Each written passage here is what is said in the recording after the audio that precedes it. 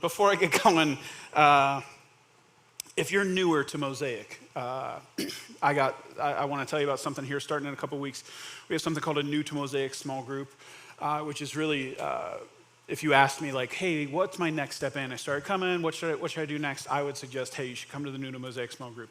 You have to be a little brave because it is at my house. And I don't mean because of me, I mean because you have to like wipe the crumbs off the couch because I have 4 kids and you just watch where you sit. But it's a really cool way to come in and kind of learn about the church, figure out what we're all about. You can ask any questions you want to ask, and it's a really, I think, like the perfect next thing in. So if you're newer, I would encourage you to sign up for that. I also just wanted to let you know next week, we're starting a new sermon series called Sound Mind, where we're looking at some mental health stuff. So I was going to start it this week, and then I realized we had Scare on the Square Thursday, so church on Thursday was going to miss the beginning of the sermon series, so I decided not to do that. We're going to start that next week, so it's a really cool opportunity to invite anybody that you think, hey, you need this. Like, that'd be weird, but you should still try to invite people. Find a better way to do it than that. But it is a really cool opportunity there. But what that means is I had an open week, and I get to preach on whatever I want today. So that should make you a little nervous. All right, so here's where I'm going to start. I want to start this morning by telling you about a single mom. It was the early 90s. Or as my kids would say, the late 1900s, which is the most insulting thing. I don't get offended by much, but that for me, that is an ageist slur to say that, the late 1900s. But it was the early 90s. She lived in Scotland. She was poor, like welfare, couldn't heat her apartment poor, okay? And I know we all have different definitions of what rich and poor are, but man, if you can't pay for heat, you're poor. So she wanted to be a writer, specifically a fiction writer. Now, if you don't know, something like less than 5% of fiction writers make a living wage. So this is not like the most lucrative dream to have for the most part. I probably would have told her, hey, since you're in the position you're in, maybe you hold off on that and maybe, spend your time doing some other things, supporting your family, caring for your daughter. I don't know if writing is the best use of your time. But she spent hours and hours writing and writing and writing. She finally finishes a manuscript and she takes it to a publisher, and the first publisher turns her down. So she takes it to the second publisher, and the second publisher turns her down. She takes it to 12 different publishers, and they all say no. Now at that point, I would have gave up probably after the first or second one. I definitely would have told her for sure to give up after the 5th or 6th one. Again, hey, this is a great hobby, but this is not your thing. Like, you need to spend your time supporting your family. I really would have tried to talk her out of this, but she didn't give up. She took it to a 13th publisher, and that 13th publisher took it home, and somehow his younger daughter got a hold of the first chapter and read it and absolutely loved it. So this 13th publisher decided to take a chance and publish this single mom's book. And the title was Harry Potter and the Philosopher's Stone. And it did pretty good. I don't know if you've heard. She did all right. J.K. Rowling is now the most successful author in history. So I wanted to talk to you today about potential. Your potential. See, the problem with potential is you have to look forward in time, and you can't, right? It's fuzzy to see potential in the future. It's easy to see it looking backward if we look at the story I just told. Like, if you're looking forward, I'm gonna say, hey, the best way out of your financial trouble is not a book about wizards. That's probably not your answer. Maybe you shouldn't go that route. But looking backwards, she's a billionaire. Like that worked. Easy to see in the hindsight, very difficult to see looking forward, potential. What do you believe about the rest of your life? What is your potential? And let me define that so we're on the same page. Potential is the gap between who you are and who God has called you to be. The gap between what you're currently doing and what God has ultimately called you to do. This is your potential here. So what are you telling yourself about that? What story are you telling yourself about your potential? I would bet that a part of your problem when you look forward is that you can't help but look backward over your shoulder at your past. Because maybe you've made some mistakes. You've certainly made some mistakes. How is that affecting the way you think about your potential? Maybe you've taken some wrong turns here or there. You've turned left when you should turn right. You turned right when you should have went straight. Maybe you've taken some wrong turns. How is that affecting the way you think about your potential? You've had some people in your past tell you some negative things about you. How is that affecting the way you think about your potential? You've said some negative things about you. How is that affecting the way you think about your potential? And then here's this last one. I don't really mean this as an insult, but you're getting older. I didn't say old. I said older, ER. It's not an insult if I say older, right? How is that affecting the way you think about your potential? Let me ask you this. Are you excited about what God could do with the rest of your life? Are you excited about that? Or do you maybe you haven't thought this all the way through, but maybe subconsciously somewhere you think that the word potential doesn't apply to you anymore? So I want to show you a couple of verses and go back to the Old Testament here today. We're going to go to Jeremiah 18, start in verse 1. The Lord gave another message to Jeremiah. He said, "Go down to the potter's shop, and I will speak to you there." So God, when he would speak to Jeremiah, God would actually show him physical things, like he'd do these illustrations in real life, and then tell him this is what this means. So every time God would tell Jeremiah to go somewhere or do something, Jeremiah kind of knew that like it's not just going to be about the thing. God's going to imbue it with meaning. There's going to be something here. So when God says, "Hey, go to the potter's house," he's not like, "Oh, cool, I'm going to learn how to make pottery." He knows that God's going to there's going to be meaning and purpose behind what he's going to see there. So in verses 3 and 4, this is what he sees. "So he did as he told me, and I found the potter working at his wheel. But the jar he was making did not turn out as he had hoped. So he crushed it into a lump of clay again." So the potter is making a jar on the wheel, and it's not looking the way he wants it to look. The clay is not responding the way the potter wants the clay to respond. It's not forming the way the potter wants it to form. So the potter takes this clay and crushes it. Now, God's going to that's all Jeremiah sees, and God's going to imbue it with meaning. Now, God is going to apply this to the nation of Israel in like a very big macro level. But I've always seen that we can learn from the nation of Israel. We're supposed to take lessons they learned as a collective, and we're supposed to learn them as individuals. So I think this is a way that God works in our lives. And two lines from this stand out to me. The first one is, "Did not turn out as he had hoped." Did not turn out as he had hoped. That's a devastating little line, isn't it? You have things that did not turn out as you had hoped, right? Now, when it's the little stuff, it's one thing, right? You make dinner, you burn dinner, it did not turn out as you had hoped. Okay, right? Rains on the day you had planned a bunch of outdoor activities, it did not turn out as you had hoped.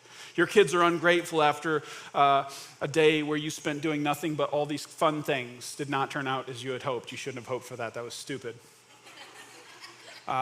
Maybe you try to do your hair in the morning and it does not turn out as you had hoped. That's why you should do this and never have that problem. Or maybe you're a Browns fan. It did not turn out as you had hoped. Oh, it's true though. Now, it's little things, it's one thing, right? So, and now I will say, if enough little things add up in your life, that can start to kind of erode something inside of you. You have a bunch of little stuff that did not turn out as you had hoped. That'll hurt eventually. But it really hurts when it's the big stuff. The big stuff in your life that did not turn out as you had hoped can be devastating. A marriage that did not turn out as you had hoped. A lifelong friendship maybe that did not turn out as you had hoped. A career path or a business that you were starting did not turn out as you had hoped. Maybe that degree that you were going to get did not turn out as you had hoped. Maybe your single life is turning out longer than you had hoped. Or maybe your health did not turn out as you had hoped. there's that gap again between what could be and what is. This is potential, but this gap, as you go, it can be a really painful thing, right? The difference between what you had hoped for and what is the place where your pain lies, your frustration lies, your disappointment lies. That little line did not turn out as you had hoped is devastating. And then there was a second line that jumps out at me in this little verse. He crushed it. He crushed it. The potter took this jar that did not turn out the way he had hoped, and he smashed it. It was almost a jar. It was kind of a jar. It resembled a jar. It maybe was a jar, just not the jar that he wanted it to be. So he smashes it back into a lump of clay. And if you've ever had something like that happen in your life where you were making progress and it maybe wasn't quite turning out, but at least it was progress, and then you get crushed, that feels like you're going backwards, doesn't it?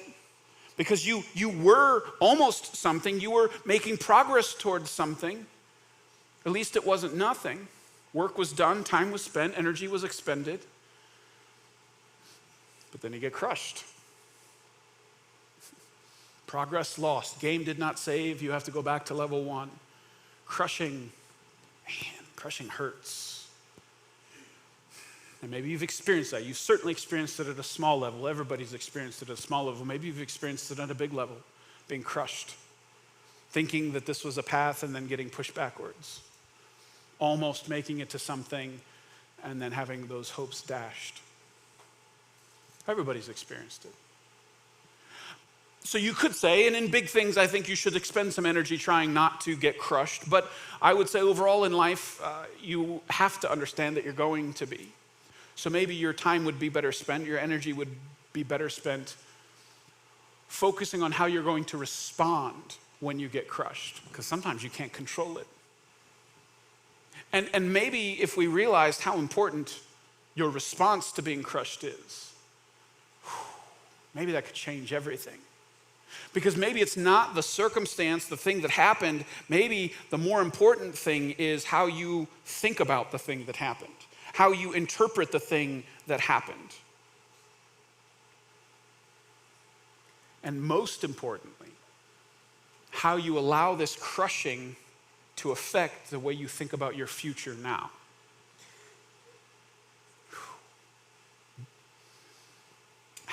How does looking back on your life's disappointments affect the way you're thinking about your future right now?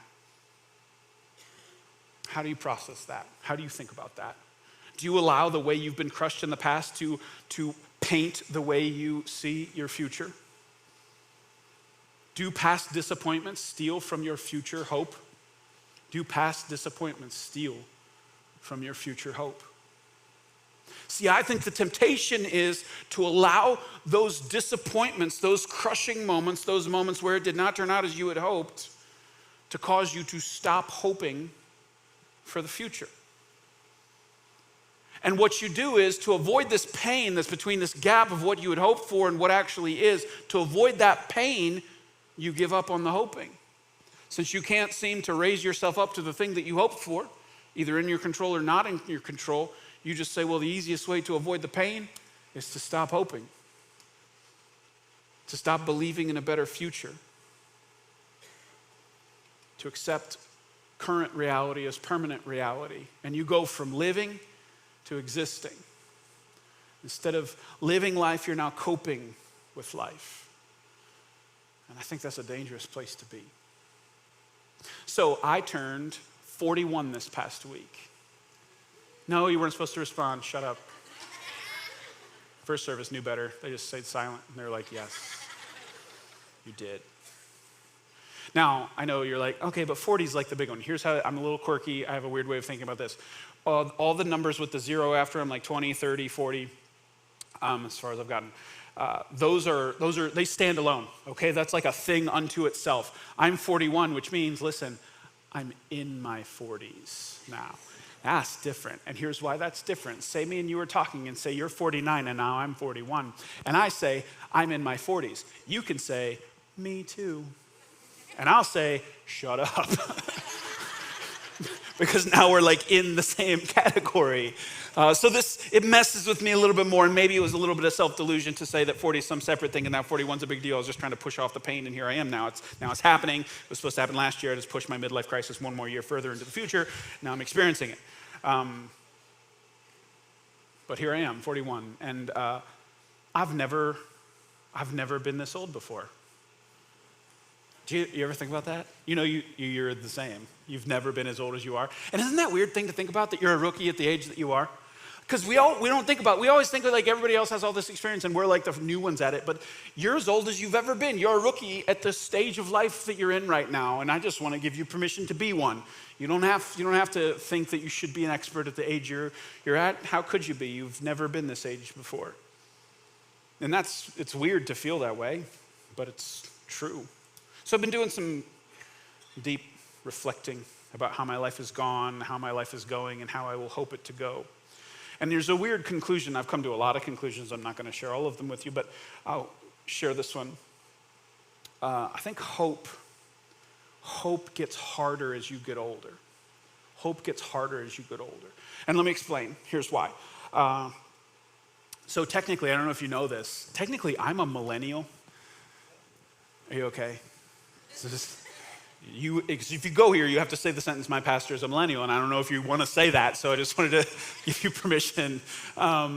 Just barely, though. So here's how it goes. I don't know if you're familiar with like the generations. So what we have on the earth right now, baby boomers are between 80 and 60 right now. There's a few people older than that who would be in the greatest generation, the ones who won World War II, but mostly, obviously, they're very, very old. Baby boomers between 80 and 60. Now, baby boomers are known for buying their house for $5, right? Like that's the big thing. I'm a millennial, and I don't know if you know, there's a slight rivalry between millennials and baby boomers. I'm not going to be hard on them. They built the post-World War II world to suit and it worked, okay? So I don't have a problem with the baby boomers between 80 and 60. My parents are baby boomers, and I love them. So then you have Generation X. Generation X goes between 60 and in your 40s. Generation X is the I don't give a crap generation. They're dangerous, man. They were like drink out of the hose, come back when the street lights turn on generation. Like parents kind of knew they had kids, but kind of didn't, kind of like that. You know what I'm saying? So Generation X, a little bit scary. And then you have the millennials. Millennials currently are late 20s to in your 40s. And this is where I fall. So I'm kind of on the line. I think the oldest millennial is like 41 or 42. So I'm kind of bilingual. I can speak Generation X and millennial. You can tell all the cynical parts of me are a little bit Generation X. So I've got a little bit of both. And below that, you have Generation Z and Generation Alpha, and I don't have anything to say about them because I don't understand them.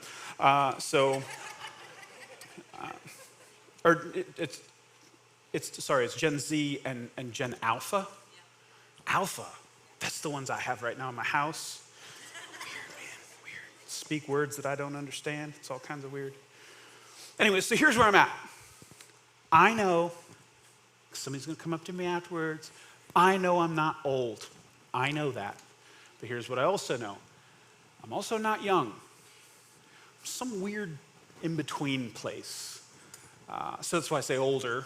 Older fits. Some days I still feel very spry. Other days I feel like Bilbo Baggins, butter that has been scraped over too much bread. You feel that way sometimes. Most of the time, though, I live in slight denial. I don't know about you, and here's why. There's a stat that kind of bugs me, a stat that's burrowed its way into my brain that I can't get out of my brain. The average American lifespan is 76. Did you know that? That means halfway is 38. 38. So here's why. I'm coming to the conclusion that hope gets harder as you get older. When you start to realize that you might have more life behind you than you do in front of you, hope gets a little harder. Especially if you look back and you see mistakes, you see wrong turns, you see a lot of things that did not turn out as you had hoped.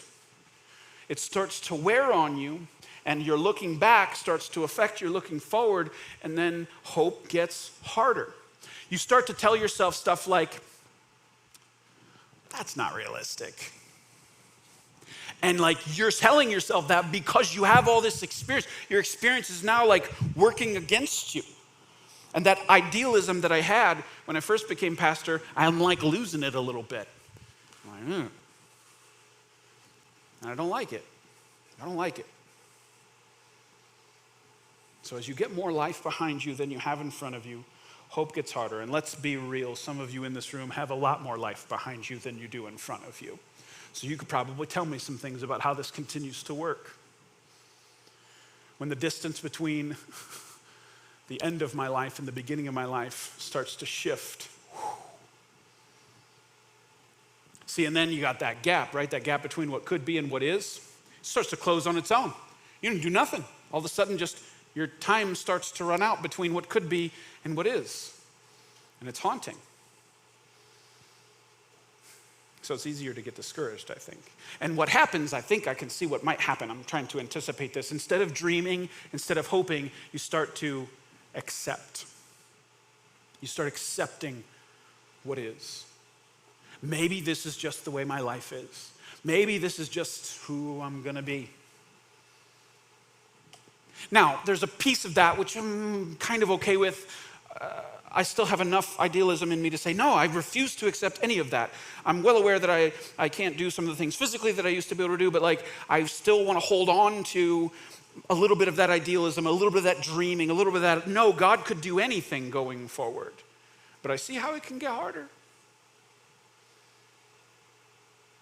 Now, the problem with accepting is if you start to accept the way your life is and accept who you are, and you feel like God is done with you. That's the mixture that you can't have. Maybe even more, that God is disgusted with you, that God is annoyed with you, or worse, God is just ignoring you now. And if you have that and you're accepting the way your life is, that's a dangerous combination. Because you're going to float then. For the rest of your life, you're going to float without hope. You're going to float like God just wrote you off, and whatever's left of your life is just this blob of nothing because God moved on. And I want you to know, if you feel like God's disgusted or annoyed with you or ignoring you, what you're doing is actually called projection. That's how you feel about you. And you're assuming that this is how God must feel about it. If I'm disgusted with me, I am not as far as I thought I was going to be, and I've made all these stupid mistakes, and here I am. I'm disgusted with me. I'm annoyed with me. God must be too. You're telling yourself that God feels the same way about you that you do. And that's a mistake. God's a little bigger than that. God doesn't think the same way you think, especially about you. So I want to look at verse 4 again. I want to show you something in these verses. In verse 4 it said, but the jar he was making did not turn out as he had hoped, so he crushed it into a lump of clay again. Now, when you read that, if you have this feeling like God is annoyed with you, like God is disappointed in you, you've got this image of the potter looking at this clay going, what is this? This stupid jar. It's not even looking like a jar, and just crushing it all angry like and throwing it out. That's the image you have. And you're reading the verse and you're saying that's what it says, right? But you're imbuing it with your own feel, right? You're giving God a face when he's messing with the pot, right? You're reading that into it. You're saying, I think God's ticked off at the clay. He's mad at the clay. He's kind of crushing that thing and he's done with it. But I want you to know there's 3 more words in this verse that I left off. And I think it makes the feel different. But the jar he was making did not turn out as he had hoped, so he crushed it into a lump of clay again and started over. So listen, the potter did not crush the jar because he was done with it. He crushed it specifically because he was not done with it. Potters don't crush things back into a lump of clay to throw the lump of clay out. That's not why he would do that. He would crush it back into a lump of clay so he could begin again. It was not the end, it was an end.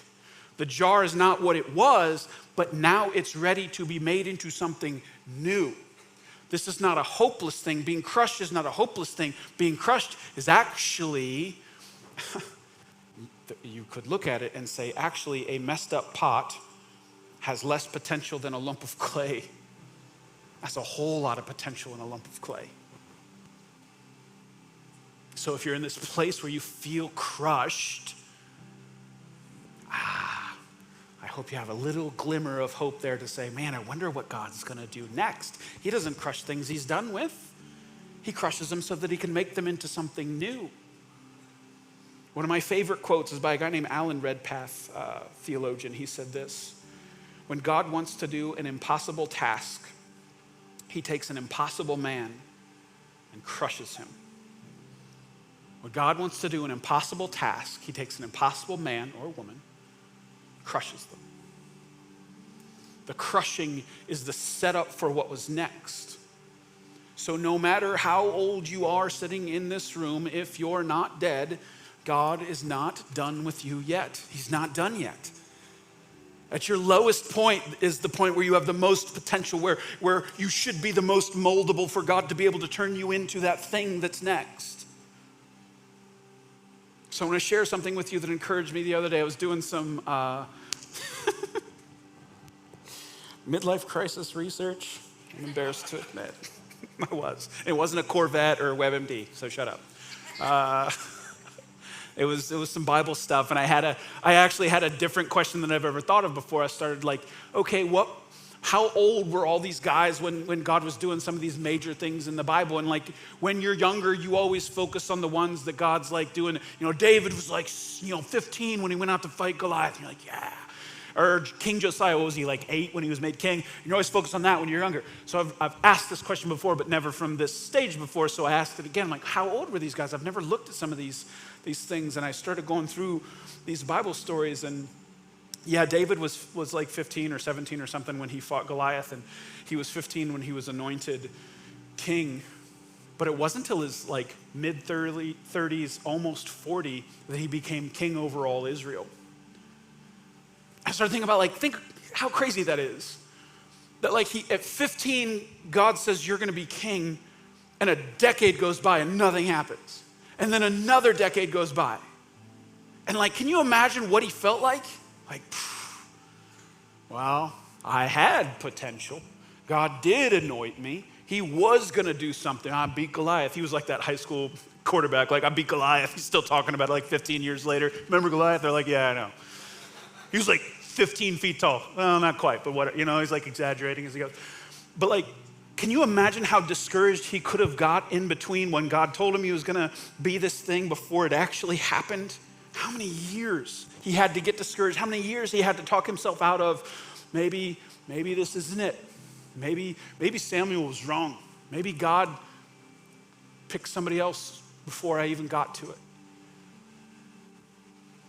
And it didn't even happen all at once. He became king of part of Israel and then became king of all of Israel. So it took a really long time. Nehemiah, he was likely in his 40s when he led the rebuilding of the wall in Jerusalem. And no matter what age he was, here's the weird thing, he'd never been to Jerusalem, ever. And God called him to go rebuild this wall around this city that he'd never been to. The thing that he's known for, the thing that there's an actual book of the Bible about him doing, he'd never even seen it his whole life. He wasn't at 20 going, you know what, someday they're all gonna know me as this guy who rebuilt this wall. He didn't have even the wisp of a dream. God hit him somewhere in his 40s and said, go do this thing, and boom, there it was. There's the thing he is most famous for. No lead up, no nothing. Paul was in his 40s when he went on missionary journeys and turned the world upside down with the gospel. 40s. After spending 30 years of his life not knowing Jesus, after spending a couple of years of his life trying to kill everybody who did know Jesus. Violently opposing Jesus. A lump of clay just landed on the road to Damascus. God's like, I'm gonna make you something new. Moses' story, if you know Moses' timeline, is crazy. Moses was 40 when he commits murder and gets sent off into the, he was at his lowest point at 40. And it's not till, believe it or not, this whole burning bush thing, I don't know if you've ever heard that story. God calls him out of this burning bush and said, hey, you're gonna go lead the people of Israel out of Egypt, most powerful nation in the world. You know how old he is at that point? He's 80. 80. When God told him to take his sandals off, he's like, hold on. It took a minute for him to get down there to take his sandals off. Like, think about how crazy that is. 80 years old. And God's like, go confront the most powerful man on the planet and tell him I'm done with him. Like, and that was where like God used him most powerfully. 80. Joshua was in his 70s or 80s when he led the people into the promised land. So when God says, all right, I'm done with Moses, Joshua, you're in the game. He was sitting on the bench for 70 years before God's like, let's go, buddy. You're in. Take over. Go conquer this land that I've been talking about for generations now. Go do it. So he was 70, walking around the walls of Jericho. That's crazy. Caleb was 80. When he went and conquered giants, when Joshua was divvying up the land, and he's like, all right, which part do you want? Which part do you want? Caleb's like, I want the hill country with the giants in it. And Joshua's like, are you sure? you're 80 years old. And Caleb's like, let's do it. So he went and attacked giants at 80. Daniel was 80 when he was thrown into the lion's den. Is that how you picture the story?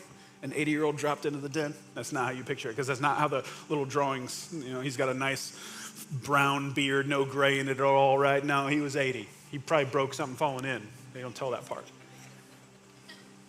John was 80, possibly 90 when he wrote the book of Revelation.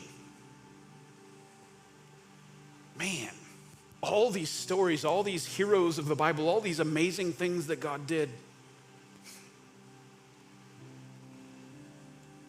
And most of them, there's not some big obvious lead up. There's not some, it's obvious. It's a little bit of the J.K. Rowling thing. Like, what are you doing, guys? What are you doing with your life? Like, this is stupid. And then boom, God's like, all right, now. I'm going to use you now. I'm going to do something now. You see this potential come out of nowhere and just explode because God just decides to do something through them. So maybe you're feeling like you look backwards in your life and you feel a lot of mistakes, you feel a lot of misturns. But I want you to know you can still look ahead and see purpose. You can still look ahead and see potential. Jesus did not die on the cross for your sins so you could limp to the end of your life. Don't you dare mail it in. Don't you dare. Get up. Ask God to light your heart on fire again. Ask God to show you what purpose he has left for you. Don't waste this. Don't coast. There's still purpose on the horizon out there. Yes, you've made mistakes. Yes, you've missed some turns. Yes, you've failed. But God takes that misshapen jar, he crushes it into a lump of clay so that he can start again. So I have a question about like the way you think. What if you change something? See, the way you think about your potential is you think of your whole life, going all the way back to when you were born to wherever you are now, and you're like, well, I should have been here, but now I'm here, so my potential is going to be that, and you like have this whole way of thinking about it, and it discourages you. What if you stopped looking backwards? What if you just asked the question, what is my potential from this point forward? What if you stopped obsessing about that big mistake you made or that string of mistakes you made? What if you stopped thinking about that? Lamenting about how much potential you could have had? What if you plant the flag in the ground today, looking forward, God, what do you have left for me with whatever I have left? Look at what Paul wrote to the Philippians when he was, by the way, I think he was like in his 50s or 60s when he wrote Philippians. Look at what he writes here. Philippians 3:13 and 14. No, dear brothers and sisters, I have not yet achieved it. That by itself is crazy. He's 50 and 60. This is Paul we're talking about. Haven't achieved it. But focusing on this one thing, forgetting the past and looking forward to what lies ahead, I press on to reach the end of the race and receive the heavenly prize for which God, through Christ Jesus, is calling us. So Paul's not caught up in what happened. See, because Paul could have been, think about it. If Jesus had gotten hold of Paul when he was like, a teenager or something, man, what could he have done? But God waited until Paul was, in his 30s before he did anything with him. Paul could have been all up in his head about the mistakes he made and the problems that he caused. But he's like, no, here's my philosophy. I'm not looking backwards, I'm looking forwards. I'm not asking what could have been, I'm asking what could be. I'm not looking over my shoulder, I'm looking forward. what can God do with what I have left? What can God do with what I have left? What can God do with this lump of clay? And that's what I want you to ask. What can God do with what you have left? What if you stopped worrying about this, stopped thinking backwards, and started orienting yourself forwards? I think I might have told you this before. I have this a countdown app on my phone.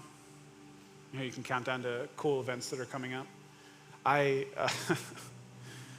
looked up the average age of an American, and I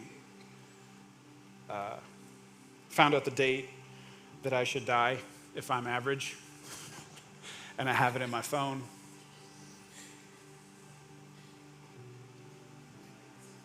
Hold on. I should have it memorized. It changes every day. It's called Memento Mori. It's a Latin for remember your death. November 22nd, 2058.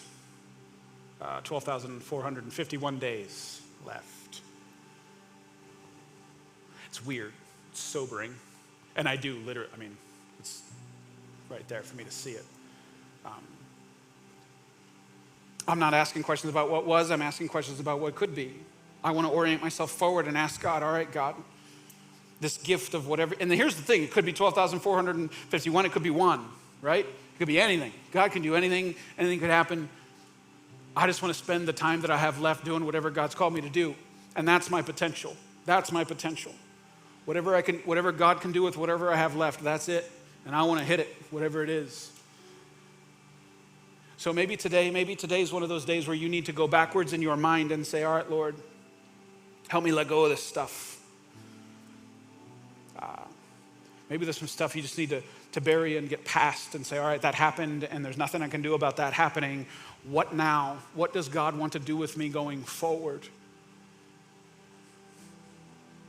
And man, I hope you can view that with a little spark of a fire in your chest, because God can do anything. God can do anything. So what? You don't have as much time in front of you as you have behind you. God can do anything. Moses certainly didn't. And God did the most famous thing with him that late in life. Man, don't you dare act like it's over. It's not over. So let's ask God to light a fire in us. Pray with me. Lord, I pray for the person right now who feels crushed. Maybe they got a lot of stuff that did not turn out as they had hoped, and they feel just crushed right now. I pray that place, as much as it hurts, that they would see that being crushed means you're up to something. Being crushed means you're not done with them yet. That it is an end, not the end. Lord, I pray for that person who looks at their life and says, none of this turned out the way I thought it was going to, that they would be able to look forward and say, but God can still do some things here. I still have purpose in my life as long as I have breath in my lungs. Lord, I pray for the person who that fire in their heart is real small, maybe just a little flicker of a spark right now. Pray that you would breathe on it to it. Breathe it into life, Lord. Help them to get genuinely excited about what you could do with their life. Ignite our passion to build your kingdom on this earth, Lord. To live out that thing that you have for us. In Jesus' name I pray. Amen.